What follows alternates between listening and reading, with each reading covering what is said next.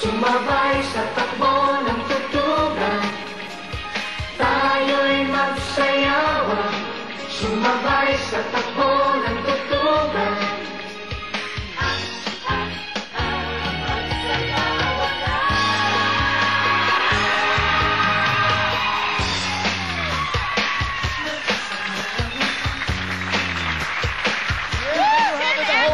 Ngayon nandito ka. Yes.